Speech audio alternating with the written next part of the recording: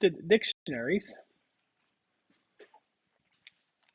what if I have a data structure that looks like this, where I have information about all of my employees? And maybe, and you can see the whole thing is a dictionary here.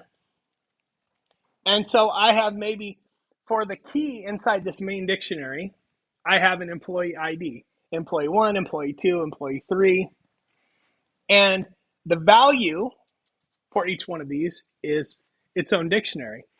So the use for this is actually kind of cool and fairly powerful. So here's my employees database, right? So let's say I want to get employee 3's name, okay? If I do this, EMP3, name. Let's print that out. Boom. I can drill straight down to Sam.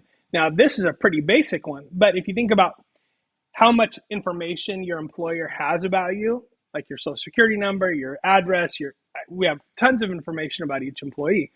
It allows us to very quickly do this. Here's another, I'll show you later. For some reason, it's not working. But what you can do is you can actually loop through each employee and just print out their name.